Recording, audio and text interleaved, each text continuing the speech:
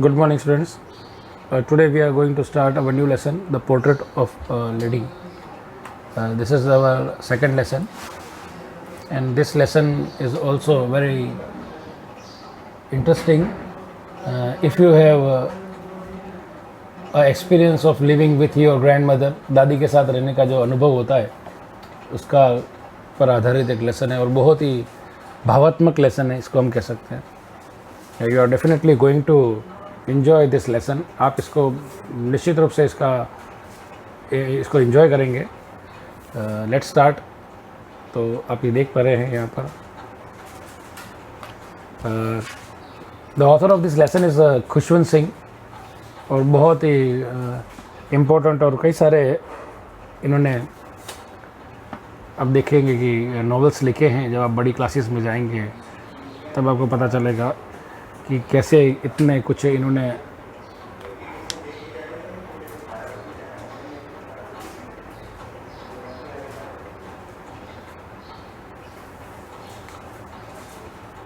ये जो लेसन है, this is about a bond between a grand son and grand mother.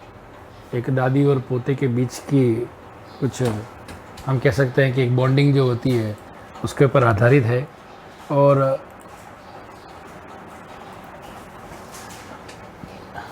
बहुत ही strong lesson है इमोशनली. अगर आप इसको फॉलो करेंगे तो स्टार्ट करते हैं हम लोग फर्स्ट पैराग्राफ से. My grand mother like everybody's grand mother. मेरी दादी माँ जैसे दूसरे सबकी दादी थी, वॉज एन ओल्ड वुमन. वो भी एक बूढ़ी औरत थी,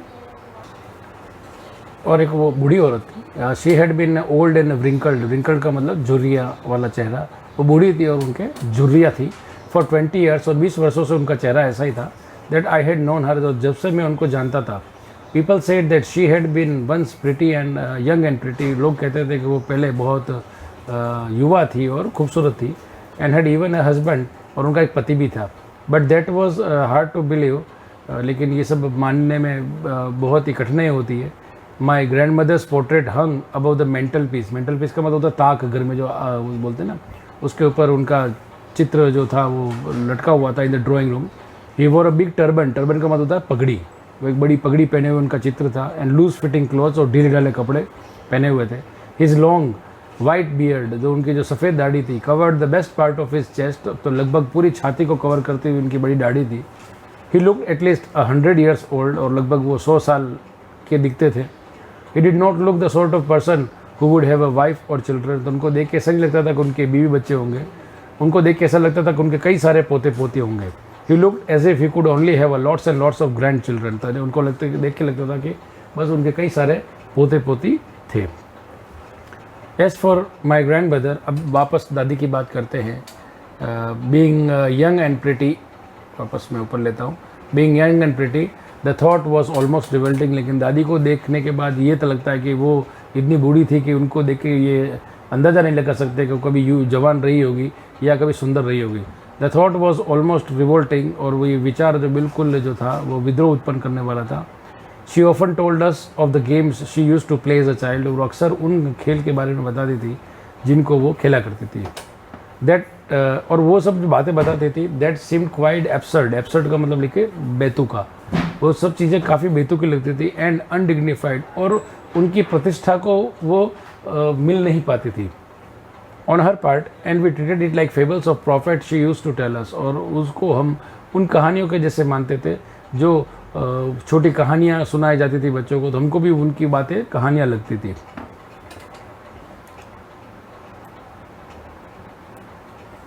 she had always bin short and fat and slightly bent. हमेशा से ही वो छोटी सी थी, थोड़ा शरीर बड़ा मोटा था, एंड स्लाइटली बेंट, और कुछ झुकी हुई थी.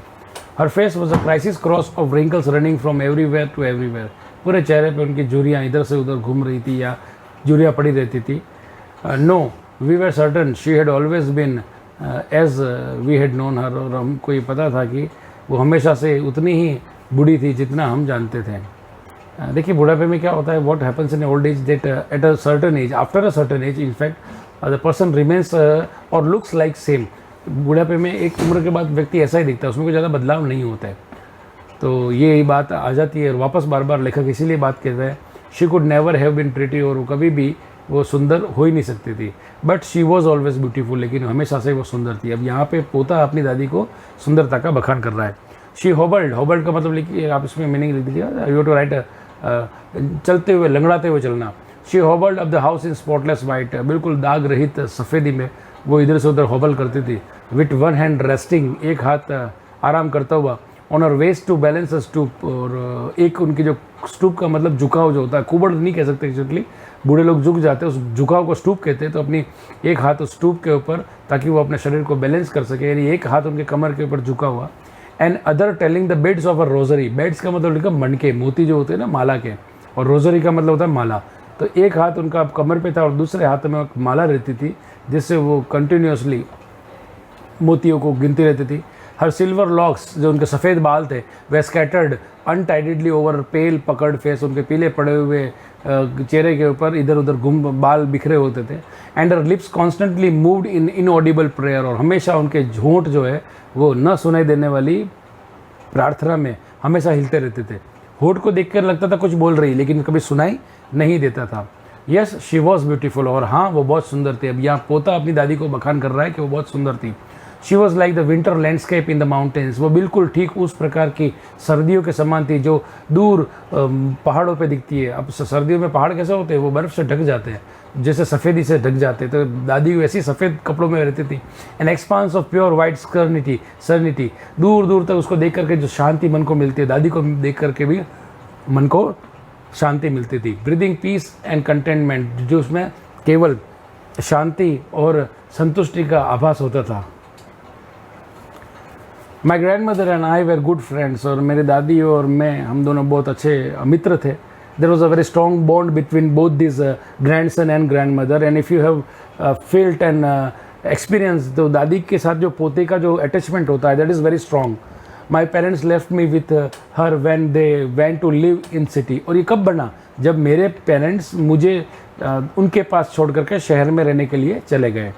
And we were constantly together, हम लोग जो थे उनके साथ में निरंतर दादी के साथ में थे। She use to wake me up in the morning, मुझे रोज़ सुबह उठाती थी, and get me ready for the school. अब ये this is the routine of both grandmother and grandson, कि कैसे वो क्या करते थे वो इन विलेज। तो सबसे पहले ये आ जाता है, she use to wake me up in the morning, रोज़ सुबह मुझे उठाती थी, ठीक है, first thing, and get me ready for the school, और स्कूल के लिए तैयार करती थी। ये एक हो गया। अब now what next thing used to happen, she said her morning prayers in the monotonous singsong. अब वो एकल स्वर में जोर जोर से गाती थी। दादी क्यों गाती थी? दादी इसलिए गाती थी ताकि उसका पोता जो है वो सारे भजन और वो सारे धार्मिक गीत, ये सारे वो ऐसी प्रेरणादायक गीत वो याद कर सके। देखिए कभी कभी क्या होता है, व्हाट हैपेंस दैट जब हम किसी चीज़ को बार बार सुनते हैं ना, तो हम लोगों को वो चीज़ लर्न हो जाती है। While she bad and dressed me in the hope, और जब वो मुझे नहलाती थी और मुझे कपड़े पहनाती थी तब वो ज़ोर ज़ोर से गाती थी। क्यों? इन द होप, इस आशा में, that I would listen and get to know it by heart, कि मैं इन सब चीज़ों को कंठस्थ कर लूँगा, मैं उसको लर्न कर लूँगा। लेकिन ऑन अदर हैंड पोता क्यों सुनता था?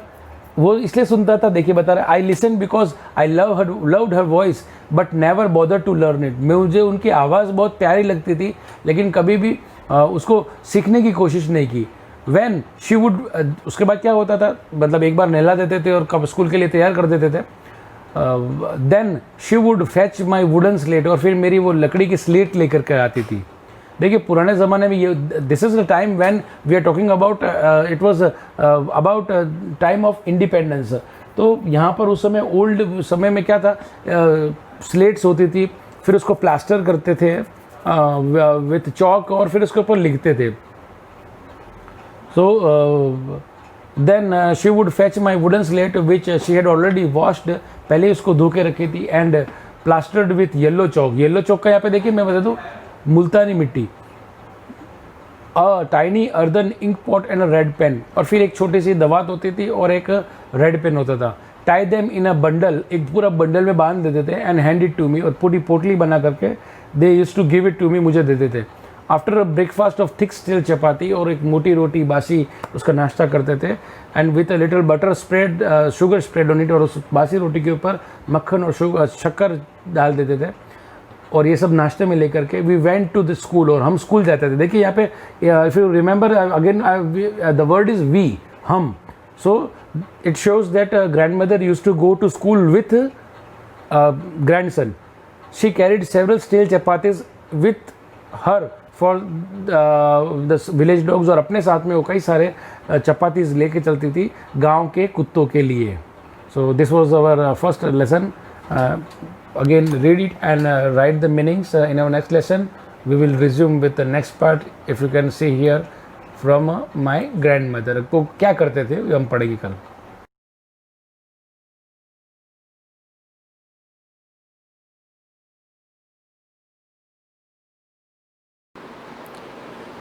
Good morning students. Last class में हम फ्लक्स के बारे में पढ़ रहे थे. तो फ्लक्स क्या होता है, तो फ्लक्स के बारे में हमने सिंपल सा समझा था कि जो इलेक्ट्रिक फील्ड लाइंस कोई सोर्स चार्ज है, उससे फील्ड लाइंस आ रही है, उससे जो फील्ड लाइंस आ रही है उसके बीच में हमने एक एरिया रख दिया.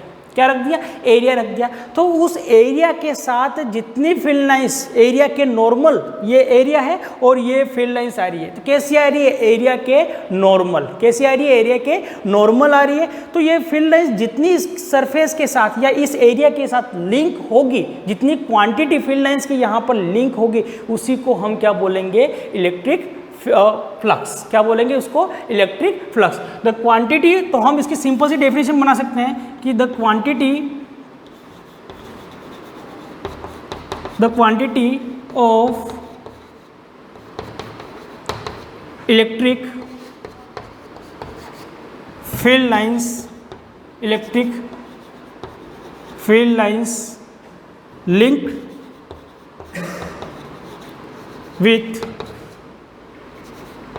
linked with surface. The quantity of electric field lines linked with surface is called electric flux. Electric flux. ठीक है, उसी को हम क्या कहते हैं? Electric flux. ठीक है, तो जितनी नंबर ऑफ क्वांटिटी यानी फील्ड लाइंस की जितनी क्वांटिटी किसी सरफेस के साथ लिंक होगी, उसी को हम क्या बोलते हैं? फ्लक्स कहते हैं. तो ये जो फील्ड जो है, जो नंबर ऑफ फील्ड लाइंस है, वो किसी सरफेस के साथ लिंक होगी, तो इलेक्ट्रिक फील्ड लाइंस और किसी एरिया के साथ या किसी सरफेस के साथ लिंक होगी, तो उसी को हम क्या कहते हैं? फ्लक्स कहते हैं. क्या कहते हैं? फ्लक्स कहते हैं. तो इस फॉर्मूले में अगर आप यहाँ पर एरिया नहीं लेना चाहो तो इसको और करके आप क्या लिख सकते हो? तो phi E is equal to क्या हो जाएगा? E S. एस क्या है? सरफेस. एस क्या है? सरफेस. ठीक है, तो अब क्या हुआ?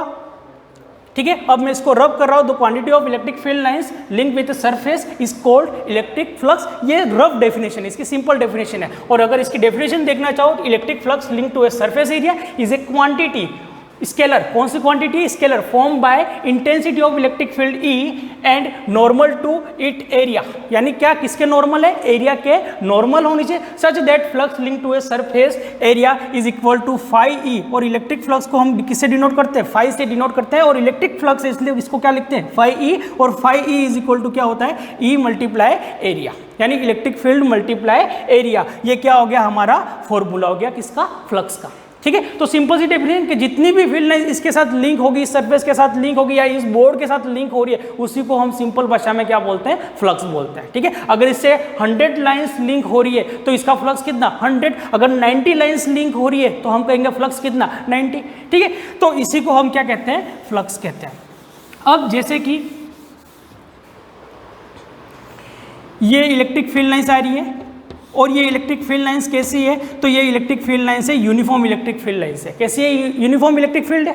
ठीक है, अब यहाँ पर हमने अपना हमारा एक एरिया रख दिया कि ये थोड़ा बड़ा कर लेते हैं अपन डायग्राम को, ये.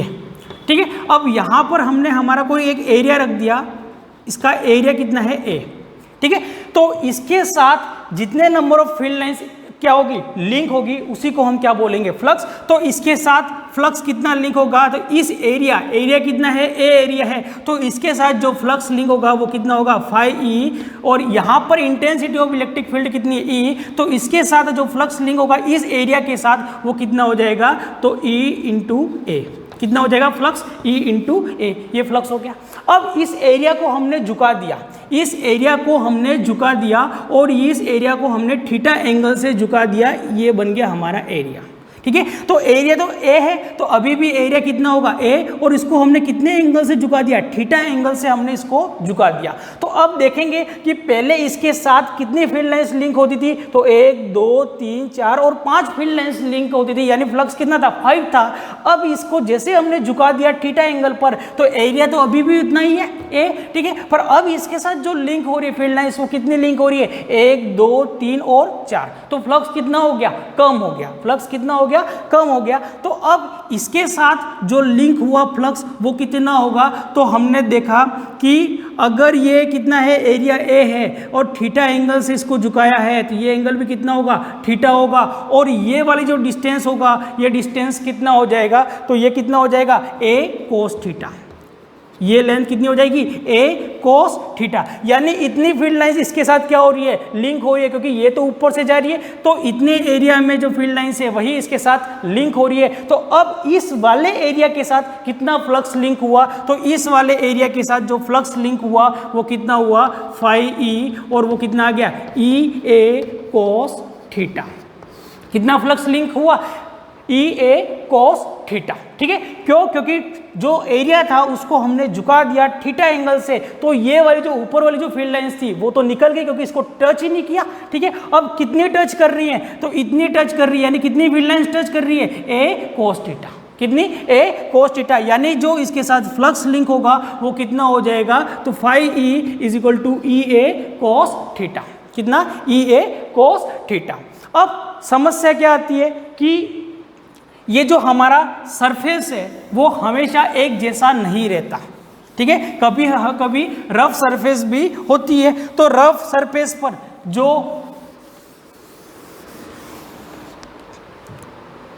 देखेंगे हम, यहां पर देखना ध्यान से, ये हमारी फील्ड लाइंस है,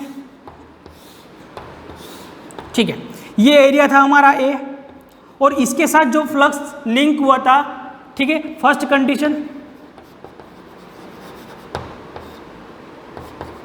कंडीशन में जो फ्लक्स लिंक हुआ था वो कितना होता, phi E is equal to E into A, कितना आ गया था, ई। सेकंड कंडीशन में हमने क्या किया, तो सेकंड कंडीशन में इस एरिया को हमने थीटा एंगल से झुका दिया, कितने एंगल से झुका दिया, थीटा एंगल से झुका दिया, तो ये वाला एंगल भी कितना होगा, थीटा, और ये कितना हो जाएगा, ए कोस थीटा, क्योंकि एरिया तो अभी भी कितना है, ए है, तो ये वाला जो होगा, ये वाली जो लेंथ होगी वो कितनी हो जाएगी, ए कोस थीटा, कितनी हो जाएगी, ए कोस थीटा। तो हमने देखा कि जैसे थीटा से हमने झुकाया, जो फ्लक्स इसके साथ लिंक हुआ वो कितना हुआ, तो phi E is equal to कितना हो गया, ई A cos theta, E A cos theta. तो ये जो थीटा है, ये जो थीटा है, ये किस किस के बीच का एंगल है, ये किस किस के बीच का एंगल है, तो ये है इस एरिया के और इस एरिया के एरिया वेक्टर के बीच का एंगल है, ठीक है। तो एरिया वेक्टर हमने पहले ही देखा कि जैसे कि कोई एक सरफेस हमने ये रखी है, इस सरफेस का जो एरिया वेक्टर होगा वो कैसा होगा,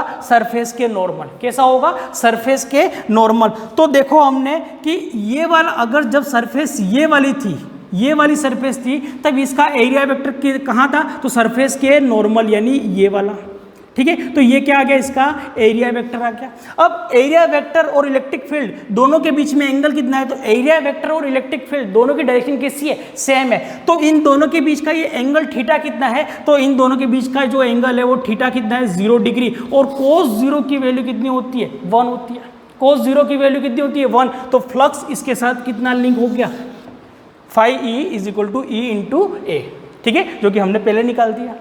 अब जैसे ही हमने सरफेस को झुका दिया थीटा एंगल से हमने सरफेस को झुका दिया, अब ये सरफेस ये रही हमारी, अब इसका एरिया वेक्टर कहाँ पर होगा, तो एरिया वेक्टर हमेशा सरफेस के कैसा होगा, नॉर्मल होगा, यानी ये सरफेस है तो ये इसका एरिया वेक्टर नॉर्मल, सरफेस के साथ कितना एंगल बनाएगा, तो सरफेस के साथ 90 डिग्री, यानी ये इसका क्या हो गया, एरिया वेक्टर।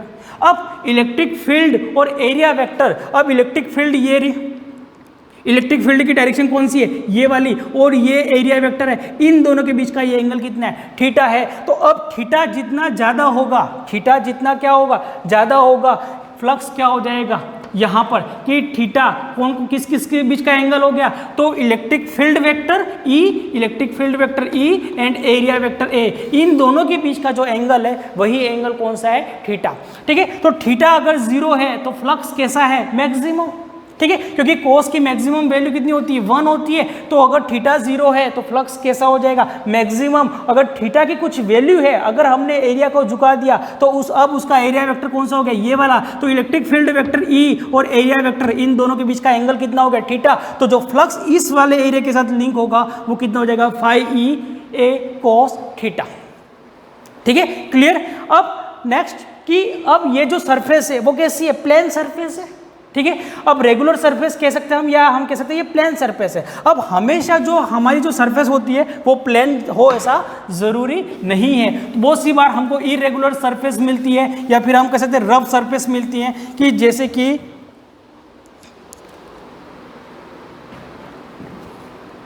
ये यहाँ पर हमारा कोई सोर्स चार्ज है, उससे ये फील्ड लाइंस निकल रही है, ये फील्ड लाइंस निकल रही है। अब यहाँ पर कोई एक सरफेस है, इरेगुलर सरफेस है, ये कुछ इस टाइप की इरेगुलर सरफेस है।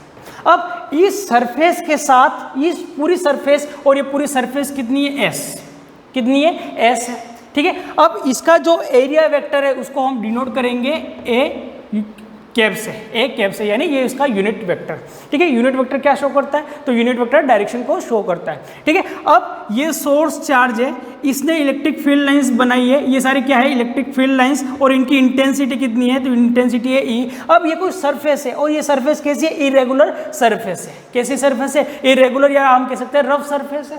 ठीक है, अब इस रफ सरफेस के साथ टोटल यानी कुल कितना फ्लक्स लिंक होगा वो हम कैसे कैलकुलेट करेंगे। ठीक है, तो इससे के साथ जो टोटल फ्लक्स लिंक होगा कि ये कितनी फील्ड लाइंस लिंक हो रही है, कितनी टोटल फ्लक्स इसके साथ लिंक हो रहा है, वो हम कैसे कैलकुलेट करेंगे। तो उसके लिए हम कैलकुलस की हेल्प लेते हैं। किसकी हेल्प लेते हैं, कैलकुलस की हेल्प लेते हैं, यानी मैथमेटिक्स में जो कैलकुलस है उसकी हेल्प लेते हैं। और उसकी हेल्प से हम देखते हैं कि ये जो पूरी सरफेस है एस, इस सरफेस का एक स्मॉल पार्ट हम ले लेंगे, इसको अलग अलग टुकड़ों में डिवाइड कर देंगे, स्मॉल टुकड़ों में, यानी इतने पार्ट को हमने ले लिया, और ये जो इतनी जो सरफेस है, इस सरफेस को हमने बोला ds, यानी small surface ds, small surface लिए। ठीक है, तो हमने ds ds ds ds ds बहुत सारे टुकड़े कर दिए, और एक टुकड़ा कितना है, ds, कितनी सरफेस लिया हमने, स्मॉल सरफेस ds। अब इस ds में ये जो इलेक्ट्रिक फील्ड लाइंस है, ये इलेक्ट्रिक फील्ड लाइंस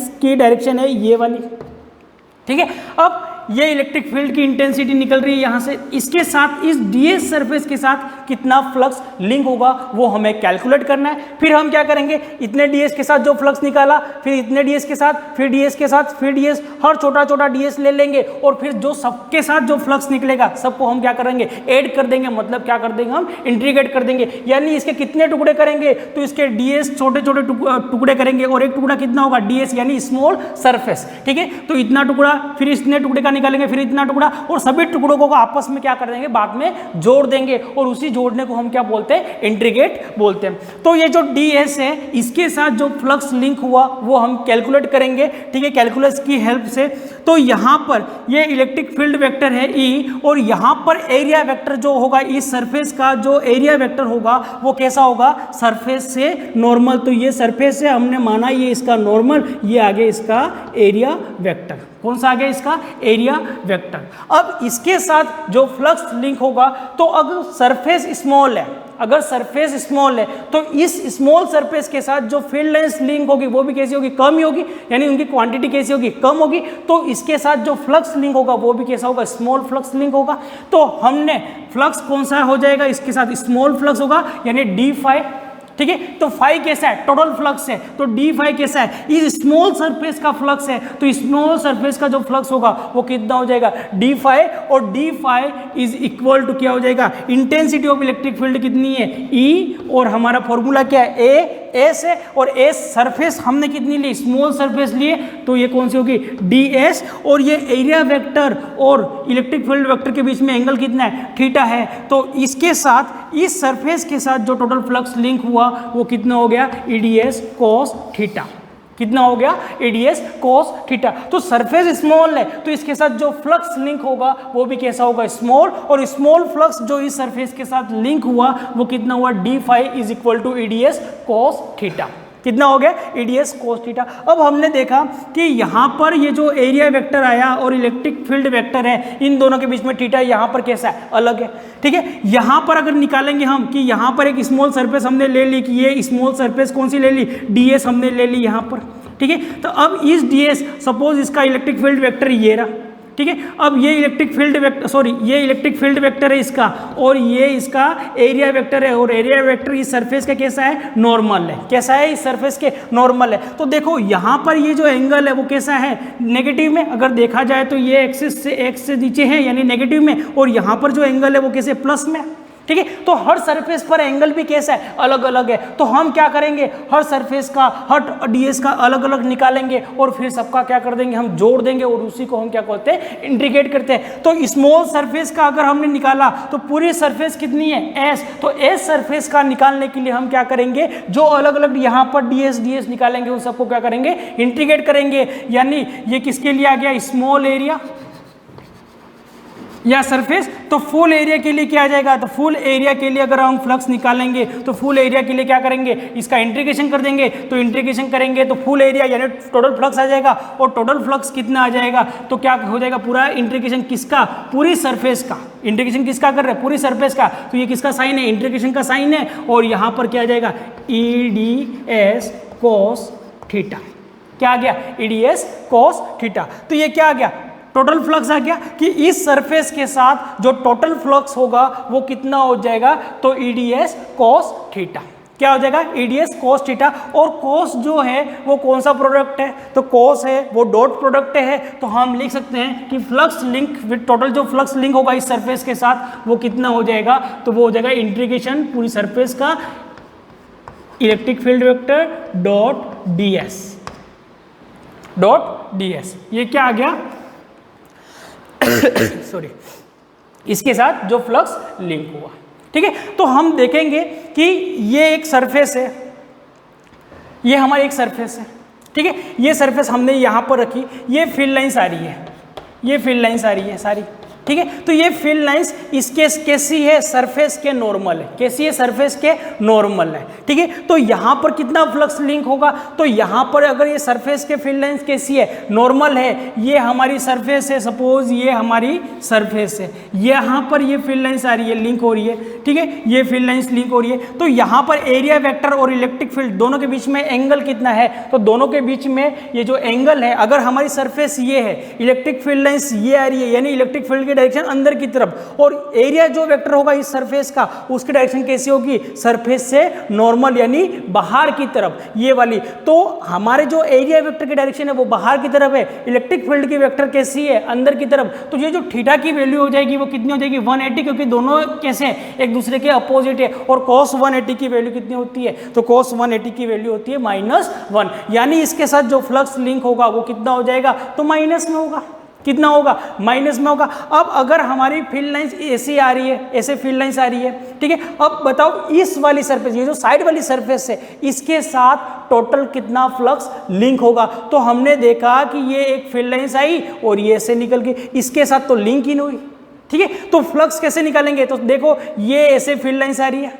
ठीक है, ये सरफेस है, ये इधर वाली सरफेस है। अब ये फील्ड लाइंस ऐसे आ रही है, यानी ये फील्ड लाइंस, ठीक है, और यहाँ पर हमारी सरफेस है और सरफेस से ऐसे निकल रही है, यानी ये फील्ड लाइंस ऐसे निकल गई। यहाँ पर इस सरफेस के साथ टच हुई या लिंक हुई, तो हम कहेंगे नहीं हुई। तो यहाँ पर इस सरफेस के साथ जो फ्लक्स लिंक होगा वो कितना हो जाएगा, 0। और मैथमेटिक्स के हिसाब से हम निकालना चाहें तो हम निकाल सकते हैं। कैसे निकालेंगे कि ये सरफेस है, अब ये फील्ड लाइंस ऐसे निकली, यहाँ पर लिंक हुई क्या, नहीं हुई। तो अब कैसे निकालेंगे, तो ये फील्ड लाइंस यानी फील्ड लाइंस की डायरेक्शन ये वाली, ठीक है। अब इसका एरिया वेक्टर, तो एरिया वेक्टर कैसा होगा, सरफेस से नॉर्मल, तो सरफेस से नॉर्मल ये एरिया वेक्टर और ये इलेक्ट्रिक फील्ड की डायरेक्शन, तो ये एरिया वेक्टर की डायरेक्शन ये, इलेक्ट्रिक फील्ड की डायरेक्शन ये, दोनों के बीच में एंगल कितना बन रहा है 90, और cos 90 की वैल्यू कितनी होती है, तो cos 90 की वैल्यू कितनी होती है 0 होती है। तो फ्लक्स इस वाली सरफेस के साथ कितना लिंक होगा, तो इस वाली सरफेस के साथ फ्लक्स कितना लिंक होगा, 0 होगा। कितना होगा, 0 होगा। तो इस वाली सरफेस के साथ फ्लक्स कितना लिंक हुआ था, तो हमने देखा था ये इलेक्ट्रिक फील्ड लाइंस और ये इसका एरिया वेक्टर, एरिया वेक्टर के साथ सरफेस से नॉर्मल, दोनों के बीच में एंगल कितना 180 और cos 180 की वैल्यू कितनी माइनस, यानी इस वाली सरफेस के साथ जो फ्लक्स लिंक हुआ वो कैसा हुआ, माइनस हुआ। ये जो साइड वाली जो सरफेस है इसके साथ फ्लक्स कितना लिंक हुआ, तो इसके साथ कितना हुआ, ये फील्ड लाइंस और ये इसका एरिया वेक्टर, ठीक है। इस सरफेस का कितना एंगल 90 डिग्री और cos 90 की वैल्यू कितनी होती है 0, तो फ्लक्स कितना हो गया 0। अब इस वाली सरफेस का बताओ, तो इस वाली के साथ 0 है, तो इस वाली के साथ भी कितना होगा 0 होगा। और अब ये जो पीछे वाली जो सरफेस है उसके साथ कितना फ्लक्स लिंक होगा, तो ये फील्ड लाइंस जा रही है, यानी ये ऐसे निकल रही है, ठीक है, ऐसे निकल रही है फील्ड लाइंस, ऐसे निकल रही है। और इसका एरिया वेक्टर भी कैसा होगा, तो ये फील्ड लाइन इससे निकली ऐसे अंदर की तरफ और ये इसका एरिया वेक्टर, तो दोनों के बीच में एंगल कितना हो जाएगा, तो एंगल दोनों के बीच में हो जाएगा 0 और cos 0 की वैल्यू कितनी होती है 1 होती है, तो फ्लक्स इसके साथ लिंक होगा। तो अगर ये कुछ फील्ड लाइंस ऐसे बाहर से आ रही है और मैंने बीच में अपना ये वाला सरफेस रख दी, तो इसके साथ जो टोटल फ्लक्स लिंक होगा वो कितना होगा, तो हमने देखा कि इस वाली सरफेस के साथ जो फ्लक्स लिंक होगा वो कैसा होगा, माइनस होगा। तो हमने क्या किया कि अलग अलग स्मॉल सरफेस के साथ हमको निकालने की जरूरत नहीं पड़ी, हमने पूरी सरफेस का एक साथ निकाल दिया। क्यों निकाल दिया, क्योंकि हर पॉइंट पर ये जो थीटा है वो कैसा है, सेम है, क्योंकि इलेक्ट्रिक फील्ड लाइंस ऐसे नॉर्मल आ रही है, ठीक है, और ये ऐसे टकरा रही है, ये ऐसे लिंक हो रही है, तो हर जगह एंगल कैसा बन रहा है, सेम बन रहा है, इसलिए हमको अलग अलग निकालने की जरूरत नहीं है। इस सरफेस का हमने पूरा निकाल दिया, ठीक है, ये सरफेस होगी S1। अब हम क्या करेंगे, इस वाली सरफेस का निकालेंगे, तो ये वाली सरफेस कितनी है S2, तो इसके साथ फ्लक्स लिंक हुआ 5 इसके साथ फ्लक्स कितना लिंक हुआ, तो इस वाली सरफेस फील्ड लाइंस ये ऐसे आ रही है और ये एरिया वेक्टर, दोनों के बीच में एंगल कितना हो गया 90 और cos 90 कितना 0, तो जो S2 सरफेस है उसके साथ फ्लक्स कितना हो गया 0 हो गया। अब ये सरफेस है S3, तो S2 के साथ 0 है, तो S3 के साथ भी कितना हो जाएगा 0, यानी इसके साथ भी जो फ्लक्स लिंक हुआ वो कितना हो गया 0 हो गया। और इसके साथ जो पीछे वाली जो सरफेस है ये फील्ड लाइंस ऐसे जा रही है और इलेक्ट्रिक फील्ड इसका एरिया वेक्टर, ठीक है, दोनों के बीच में एंगल कितना है 0, तो जो सरफेस 4 है उसके साथ जो फ्लक्स लिंक होगा वो कैसा होगा 5 प्लस का, और इसके साथ ये फ्लक्स जो लिंक हुआ वो कैसा हुआ था माइनस, बाकी सब के साथ कितना हुआ 0। तो टोटल इस सरफेस के साथ कितना फ्लक्स लिंक होगा वो कितना होगा, तो हम क्या करेंगे सबका सम कर देंगे, तो जो नेट फ्लक्स होगा वो आ जाएगा कि इस सरफेस के साथ टोटल कितना फ्लक्स लिंक हुआ। तो सिंपल सा फ्लक्स क्या होता है, तो फ्लक्स के बारे में अगर इतनी सारी बोलने के बाद भी अगर समझ में नहीं आया तो सिंपल सा कि total number of field lines link with surface या link with area is called flux. तो अगर ये एरिया मैंने रखा, ये फील्ड लाइंस आ रही है, जितनी फील्ड लाइंस इसके साथ लिंक होगी, अटैच होगी, टच करेगी इसको, वही क्या होता है फ्लक्स। अगर फील्ड लाइंस ऐसे आ रही है, ये फील्ड लाइंस टकराई, ठीक है, तो फील्ड लाइंस की डायरेक्शन कौन सी, अंदर की तरफ, पर ये जो सरफेस है इसका एरिया वेक्टर कैसा होगा, सरफेस से नॉर्मल, यानी इसका एरिया वेक्टर की डायरेक्शन होगी ये बाहर की तरफ और फील्ड लाइन की डायरेक्शन है अंदर की तरफ। एंगल दोनों के कैसा बन गया, तो यानी फील्ड लाइंस की डायरेक्शन है अंदर की तरफ और एरिया वेक्टर की जो डायरेक्शन है वो बाहर की तरफ है। एंगल दोनों के बीच में कितना बन गया 180 और 180 बना, यानी इसके साथ जो फ्लक्स लिंक होगा इस सरफेस के साथ वो कैसा होगा, तो वो माइनस होगा। अब स्मॉल सरफेस करने की यहाँ जरूरत नहीं है, क्योंकि हर पॉइंट पर एंगल जो फील्ड लाइंस पैरेलल आ रही है वो हर पॉइंट पर एंगल कैसा बना रही है, सेम बना रही है, यानी 90 बना रही है। तो यहाँ पर आपको इसको स्मॉल सरफेस में डिवाइड करके इसका फ्लक्स निकालने की आवश्यकता नहीं है, यहाँ पर पूरी सरफेस का एक साथ निकल जाएगा, बस सरफेस का एरिया आपको पता होना चाहिए, ठीक है। तो बाकी जो फ्लक्स के बारे में हमको पढ़ना है वो हम नेक्स्ट क्लास में कंटिन्यूस करेंगे। थैंक यू, धन्यवाद।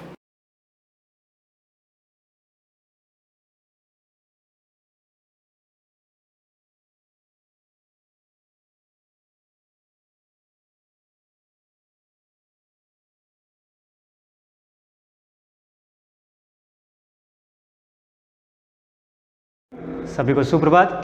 अपना लेसन नंबर जो चल रहा है 25 लगभग आज फिनिश हो जाएगा।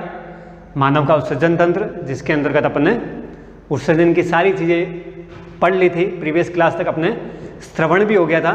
एक लाइटली तौर पे उस स्त्रवण यानी सिक्रेशन को हमने पढ़ लिया था।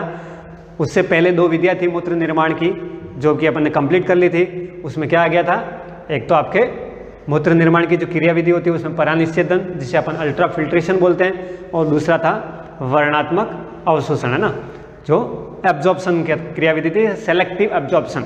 ये दोनों चीज़ें अपन पढ़ चुके थे। तीसरा जो पोर्शन था अपना आज सिक्रेशन, उस सिक्रेशन को अपन ने स्टार्ट कर लिया था और लगभग ये बता दिया था कि जितने भी भाग अवशोषित होने के बाद लास्ट जो यूरिया बचता है, हमारा यूरिक अम्ल जो बचता है यानी यूरिया जो बचता है, जो पूरी तरह से हमारे उपयोगी पदार्थों को लेने के बाद उत्सर्जी रूप में त्यागने के लिए तैयार रहता है, वही भाग अंतिम रूप से हमारे मूत्र नलिका से होता हुआ मूत्राशय में इकट्ठा हो जाता है। उसके द्वारा ही हम उस चीज़ को क्या करते हैं, बाहर त्याग देते हैं। तो स्त्रवण की क्रिया भी हमारे लगभग फिनिश हो चुकी थी। लास्ट में यही था कि जिस प्रकार हमारे स्त्रवण की प्रक्रिया होती है, क्योंकि जो उपयोगी पदार्थ होते हैं, है ना, ग्लूकोज, अमोनिया से यूरिया का बनना, है ना, कुछ औषधि, तो उसके अंदर लिखवा भी दिया था मैंने कि समीपस्थ और दूरस्थ नलिकाओं की उपकला कोशिकाएं जो होती हैं वो आपके उस हिपेरिन और यूरिया नामक अम्ल को या यूरिया नामक पदार्थ को बाहर त्यागने के लिए तैयार करके हमारे आगे के ऑर्गन तक या आगे के अंगों तक भेज देती है। ये आपकी स्त्रवण की क्रिया विधि कंप्लीट हो जाती है। इसके बाद ये तो था हमारे मुख्य उत्सर्जी अंगों द्वारा उत्सर्जन की प्रक्रिया, लेकिन इस मुख्य उत्सर्जी अंगों के पश्चात भी हमारे शरीर में कुछ उत्सर्जन की प्रक्रिया बाकी रह जाती है, जिनके लिए हमारे शरीर में विशेष अंग और ऑर्गन बने होते हैं। तो कुछ ऐसे पदार्थ भी हैं जिसका निर्माण शरीर में होता है, लेकिन वो मुख्य उत्सर्जी पदार्थ के रूप में नहीं जाने जाते, वो उत्सर्जी पदार्थ के रूप में जरूर जाने जाते हैं, सिक्रेटरी मटेरियल के जरूर जाने जाते हैं, है ना। तो उसमें हमारी एक तो आता है त्वचा, यकृत यानी लीवर, जिसके द्वारा CO2 को शरीर से बाहर निकाला जाता है, क्योंकि हम जानते हैं कि शरीर में जब उपापचय क्रिया या मेटाबॉलिक एक्टिविटी बनती है तो शरीर में कई सारे हानिकारक पदार्थ बनते हैं, उनके द्वारा उनमें से एक CO2 भी हमारी उन्हीं में से एक पदार्थ है, जिनको फेफड़े, हमारे श्वसन अंग जिन्हें हम क्या कहते हैं, फेफड़े या लंग्स, उनके द्वारा CO2 को भी बाहर निकाला जाता है। लंग्स या फेफड़े भी हमारे क्या है, उत्सर्जी अंग कहलाते हैं। उसी तरह त्वचा भी हमारा सबसे बड़ा उत्सर्जी अंग है। पूरी त्वचा से हम शरीर पूरा ढका हुआ है ना।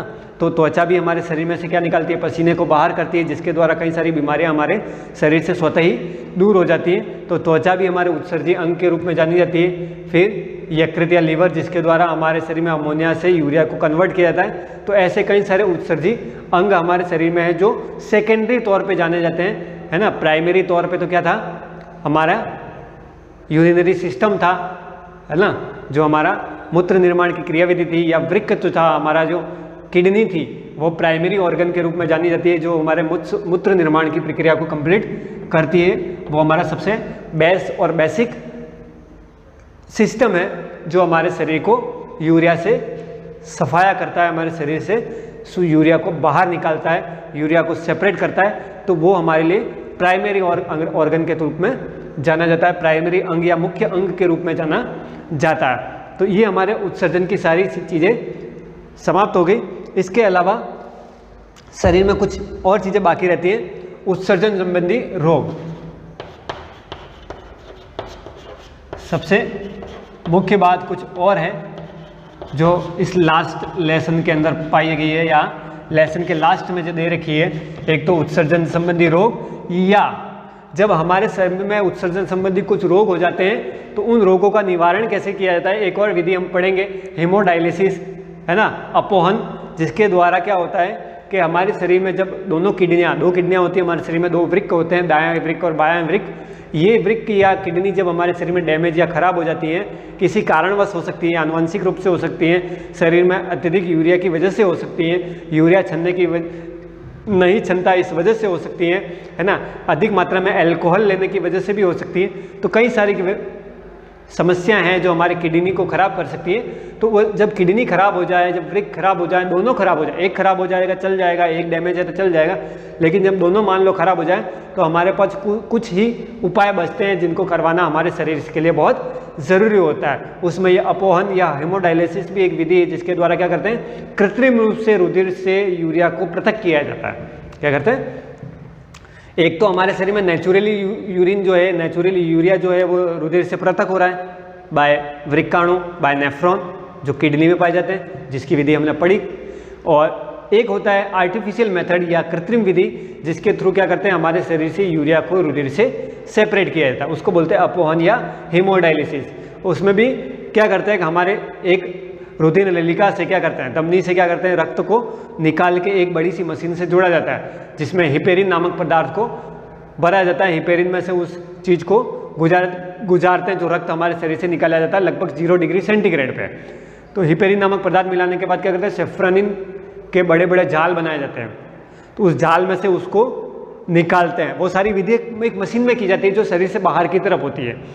तो उस जाल में से निकालते हैं, तो उस जाल में क्या होता है, प्लाज्मा और रुधिर कणिकाएं जो होती है वो छन नहीं पाती, सिर्फ यूरिन ही छन पाता है। तो यूरिन छन के दूसरे प्लेट्स के अंदर स्टोर हो जाता है और हमारा जो रुधिर है वो अलग नलिकाओं में स्टोर हो जाता है, फिर वो सिराओं के माध्यम से शरीर में पुनः पहुंचा दिया जाता है। तो वो एक विधि है जिसके द्वारा क्या करते हैं, शरीर से बाहर ब्लड को और यूरिन को सेपरेट किया जाता है। अदरवाइज क्या होता है, शरीर के अंदर ही यूरिन और ब्लड सेपरेट हो रहे हैं हमारे शरीर के अंगों के द्वारा, लेकिन वो अंग जब खराब हो गए तो शरीर के बाहर भी निकाल के उस रुधिर को उस यूरिया से पृथक किया जा रहा है। नहीं तो क्या होगा कि अगर वो यूरिया रुधिर के अंदर ज़्यादा दिनों तक रह जाएगा तो हमारे शरीर में क्या हो जाएगा, जहर फैला देगा, एक टॉक्सिक मटेरियल बना देगा, है ना, जिसकी वजह से क्या होगा, हमारे दूसरे ऑर्गन डैमेज हो जाएंगे, जिससे भी डेथ हो सकती है ना। किडनी फेलियर बोलते हैं उसको, किडनी फेल हो जाती है और यूरिन का सेपरेशन नहीं हो पाता, उस वजह से भी कई सारे रोगियों की मृत्यु हो जाती है ना। तो ये हेमोडायलिसिस भी एक मेथड हो गया जिसके माध्यम से क्या होगा, तो सेपरेट किया जाता है। इसके अलावा क्या उपाय है, मान लो दोनों किडनी खराब है तो एक मेथड और है किडनी ट्रांसप्लांटेशन। क्या करते हैं, किडनी ट्रांसप्लांटेशन एक और मेथड है जिसकी वजह से क्या करते हैं, किडनी का स्थानांतरण किया जाता है बाय ऑपरेशन, बाय ऑपरेट किया जाता है, बाय सर्जरी। सर्जरी के द्वारा क्या करते हैं, हमारे शरीर की दोनों किडनियों को निकाल दिया जाता है। फिर जो डोनर होता है या दाता जो होता है, वृक्क दाता जो होता है, उसके शरीर से एक किडनी को निकाल, दोनों नहीं, उसके शरीर से भी दोनों निकाल देंगे तो वो कहाँ से बचेगा, तो उसके शरीर से भी एक किडनी को निकाल के हमारे शरीर में डाला जाता है। और ये देने वाला दाता कौन होता है, हमारा नज़दीकी रिश्तेदार ही हो सकता है। क्यों, क्योंकि हमारे शरीर में उस किडनी को लेते समय उसका रुधिर, उसके किडनी का मैच होना, रुधिर का मैच होना, ऊतकों का मैच होना बहुत ज़रूरी है। क्योंकि अगर वो किडनी हमारे शरीर में ट्रांसप्लांट तो करगी लेकिन हमारे सिस्टम को सपोर्ट नहीं कर सके तो वो फिर हमारे शरीर के लिए भी कोई लाभदायक नहीं रहेगी। तो सपोर्टिव होनी चाहिए। इसके लिए क्या करते हैं, नज़दीकी रिश्तेदार से हमारे ब्लड ग्रुप को और सारी चीज़ें जो मैच होनी चाहिए, उन सभी चीज़ों को मैच करने के बाद ही किडनी को हमारे शरीर में ट्रांसप्लांट किया जाता है। तो इस तरह ट्रांसप्लांट करके भी हमारे कई सारे रोगियों को बचाया जाता है। तो दो मेथड हो गए जब दोनों किडनियाँ खराब है। एक तो हेमोडायलिसिस जो साप्ताहिक रूप से की जाती है, सप्ताह में 2 बार भी होती है, 1 बार भी होती है, जिससे यूरिया को सेपरेट करना जरूरी हो जाता है। और दूसरा क्या है, किडनी ट्रांसप्लांटेशन। तो किडनी ट्रांसप्लांटेशन के माध्यम से भी क्या करते हैं, नज़दीकी रिश्तेदार से एक किडनी लेके हमारे शरीर में डाल दिया जाता है, उनके भी एक किडनी रहती है तो वो भी लॉन्ग लाइफ जी सकता है, हम भी लॉन्ग लाइफ। लेकिन बहुत सारे प्रिकॉशंस होती है, बहुत सारी सावधानियाँ होती हैं, उन सावधानियों को हमें रखना बहुत ज़रूरी होता है। क्योंकि एक किडनी के बेस पे हम जी तो रहे हैं, लेकिन अगर हम हमारी हानिकारक ऐसी चीज़ें कोई सेवन करते हैं तो आगे भी वो किडनी डैमेज हो सकती है। पॉल्यूशन वाले वातावरण में भी हमें नहीं जाना है, बिना छना जल भी नहीं पीना है ना। तो बहुत सारी ऐसी सावधानियां जो हमारे किडनी ट्रांसप्लांटेशन होने के बाद हमारे शरीर को देनी पड़ती है, तो उन सावधानियों को रखना हमारे शरीर के लिए बहुत ही ज़रूरी होता है। इसके अलावा भी उत्सर्जन संबंधी बहुत सारे रोग हैं, बहुत सारी बीमारियां हैं। एक को देखते हैं, जैसे पहला देखा आपके यूरेमिया, है ना। इनको नहीं भी लिखोगे चलेगा, खाली समझ लो आप लोग,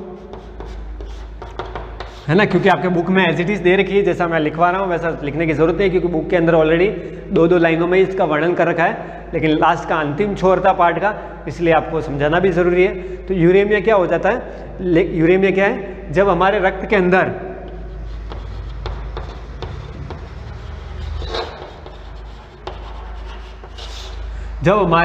अंदर यूरिया की मात्रा 10 से 30 मिलीग्राम पर 100 ml से भी ज़्यादा हो जाता है। मतलब यूरिया की मात्रा इतनी हो सकती है 10 से 30 मिलीग्राम प्रति 100 ml रुधिर के अंदर। कहाँ है, रुधिर के अंदर, ये और कहीं नहीं, रुधिर के अंदर है। तो रुधिर के अंदर इतनी मात्रा होनी चाहिए, लेकिन इससे भी ज़्यादा हो जाए किसकी, यूरिया की, तो यूरिया की मात्रा ये एक लिमिट अमाउंट है, कितना 10 से 30 मिलीग्राम प्रति 100 ml। तो इतनी मात्रा होने के उपरांत भी इससे ज़्यादा हो जाती है तो ऐसे पेशेंट को, ऐसी बीमारी को क्या कहेंगे हम, यूरीमिया कहेंगे। इसमें क्या होता है कि वृक्कों में, संधियों में, हमारे जोड़ जो होता है, जोड़ मतलब जॉइंट्स, वृक्क, किडनी, इनके अंदर क्या हो जाता है कि यूरिया अतिरिक्त मात्रा में जमा हो जाता है ना, तो जमा होने को क्या बोलते हैं, यूरीमिया। क्या बोलते हैं, जब इससे ज़्यादा हो जाता है तो इससे यूरीमिया में कहते हैं। इससे रोगी की मृत्यु भी हो सकती है ना, इससे ज़्यादा यूरिया होने पर रोगी की मृत्यु भी हो सकती है। फिर दूसरा क्या है, दूसरा है आपके गाउट। गाउट क्या है, जब शरीर के अंदर यूरिया या यूरिक अम्ल की मात्रा रुधिर में अत्यधिक बढ़ जाती है, अत्यधिक रुधिर जमा हो जा अत्यधिक यूरिया जमा हो जाता है, तो वह यूरिया हमारे किडनी और जॉइंट्स में जमा होने लग जाता है। कहाँ, किडनी और जॉइंट्स में जमा होने लग जाता है। इससे क्या हो जाता है, जमा हो जाता है और वो वहाँ दर्द देता है, एक पेन सा करता है। इसलिए क्या करते हैं, और ये अवस्था कब आती है, जब वो रोगी या वो पेशेंट या वो सिक पर्सन उपवास करता है, निर्जलीकरण की शिकायत आ जाती है, डिहाइड्रेशन हो जाता है, पानी कम पीता है, भोजन कम करता है। इस हालत में क्या होता है कि रुधिर के अंदर यूरिया की मात्रा बढ़ जाती है ना, तो वो कहलाता है आपके गाउट की बीमारी। फिर तीसरा क्या आता है आपके गाउट होने में, वृक्क पथरी है, जैसे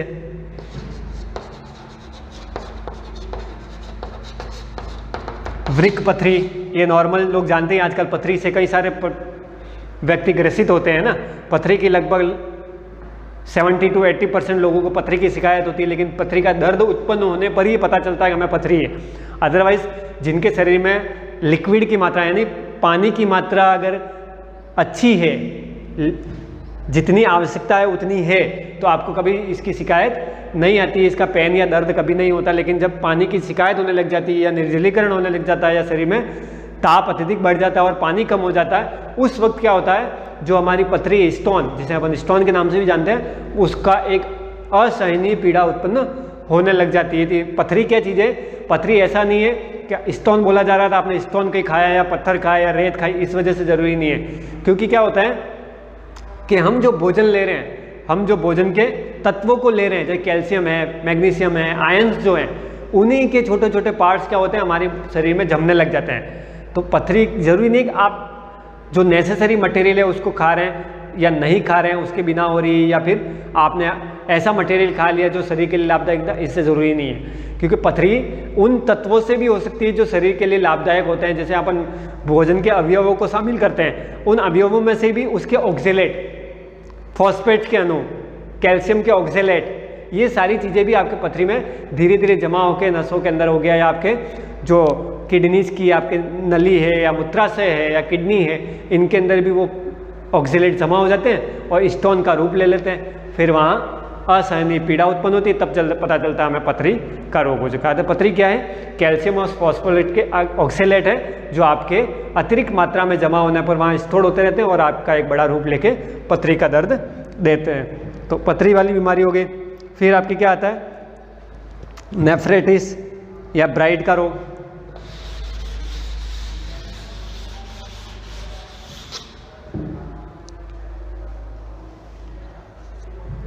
चौथा क्या आता है,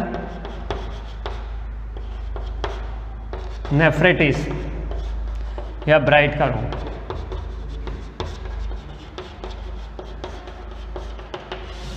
नेफ्रेटिस या ब्राइट का क्या रोग है, जब आपके वृक्क के भाग ग्लोमेरुलस, जिसे आप केशिका गुच्छ कहते हैं, केशिका गुच्छ में स्ट्रेप्टोकोकाई जीवाणु,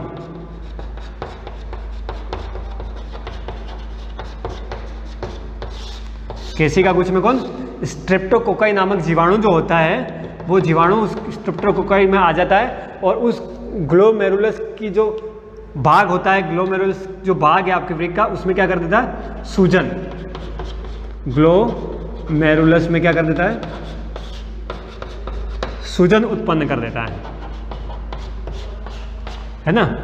ग्लोमेरुलस में क्या कर देता है, सूजन उत्पन्न कर देता है, जिससे आपके वृक्क की जो झिल्लियां होती हैं झिल्लियाँ मतलब जाल, नेफ्रॉन वाला जाल, वो क्या होता है अर्ध पारगम्य हो जाता है, उसमें रुधिर और ये भी छनने लग जाता है ना, पारगम्य तो होता ही है, लेकिन वो क्या हो जाता है उसमें रुधिर और प्लाज्मा को भी छानने लग जाता है, आरबीसी भी छनने लग जाती है, जिससे क्या होता है इसके उत्तकों में तरल जमा होने लग जाता है, जिससे क्या होता है एडियो वगैरह में सूजन आ जाती है, जिसे आप एडिमा भी बोलते हैं। क्या बोलते हैं? एडिमा। ग्लोमेरुलस में क्या हो जाता है सूजन आ जाती है, किसकी वजह से? स्ट्रेप्टोकोकाई जीवाणु की वजह से, और आपके एडिमा नामक बीमारी हो जाती है। एडिमा मतलब क्या हो गया कि टांगे फूलने लग जाती है, ठीक है। तो वो एडिमा रोग जो होता है टांगे फूलने वाला, वो आपकी किसकी वजह से हो रहा है? ग्लोमेरुलस में सूजन की वजह से। और ग्लोमेरुलस में सूजन कहाँ से आ रही है? उस स्ट्रेप्टोकोकाई जीवाणु की वजह से आ रही है, जो आपके नेफ्राइटिस नामक रोग की वजह से हो रहा है। तो ये कहीं एक जैसे देखते हैं डायबिटीज मेलाइटस। डायबिटीज मेलाइटस में क्या होता था कि आपके बॉडी के अंदर जब ग्लूकोज की मात्रा है ना रक्त के अंदर अधिक हो जाती है, ग्लूकोज की मात्रा रक्त के अंदर जब अधिक हो जाती है, तो वो कब अधिक होती है? जब आपके शरीर में इंसुलिन की कमी हो जाती है। तो इंसुलिन की वजह से कमी आने से रक्त में ग्लूकोज की मात्रा बढ़ जाएगी, उस वजह से उस रोग को बोलते हैं अपन डायबिटीज मेलाइटस, याद रखना आप। तो ये जितने भी रोग थे अपन ने रोगों के बारे में डिस्कशन करी, और भी हैं बहुत सारे रोग, और मेनली आपको मैंने क्या समझा दिया था, एक तो किडनी ट्रांसप्लांटेशन और अपोहन यानी डायलिसिस। ये तो मेन दो विधियाँ थी जिनको आपको अच्छी तरह से पढ़ना है, और इसके आगे कुछ 4-5 बीमारियाँ और हैं, वो आप सीधे बुक से देख सकते हैं, क्योंकि 1-2 लाइनों में डिस्प्ले कर रखा है, उसको एक्सप्लेन कर रखा है, तो उसमें समझाने जैसी बात नहीं है। प्रोटोन्यूरियान, ओलिगोन्यूरियान, है ना, हीमोन्यूरियान, ऐसे बहुत सारे बीमारियाँ दे रखी हैं जिनको आप सीधे बुक से भी पढ़ सकते हो। तो आपका ये लेसन यहीं फिनिश हो जाता है। अब जब भी नेक्स्ट में आएंगे अपन लेसन नंबर इसके आगे का 26 स्टार्ट करेंगे, तो जब भी अपनी क्लास होगी एक नया लेसन या नए अध्याय के साथ होगी। तब तक के लिए गुड बाय।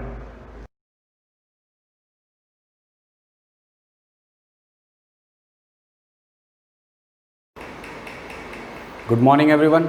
जैसा आप जानते हो कि सेंस ऑर्गन वाला जो चैप्टर था आपका वो कंप्लीट हो गया, और आज हम नया चैप्टर स्टार्ट करेंगे, और आपने पूरा सेंस ऑर्गन वाला जो चैप्टर होगा वो पढ़ लिया होगा, और मैं जानता हूँ आपको समझ में भी आया होगा, क्योंकि आपने कोई मतलब कमेंट वगैरह किया नहीं है, और आपको कोई डाउट हो तो मेरे से पूछ सकते हो। तो मैं यहाँ पे जो चैप्टर स्टार्ट करने वाला वो है आपका एक्सक्रीटरी सिस्टम। इसके बारे में पढ़ा भी होगा आपने कभी, लेकिन मैं बता देता हूँ। जो चैप्टर है आपका नया वो है एक्सक्रीटरी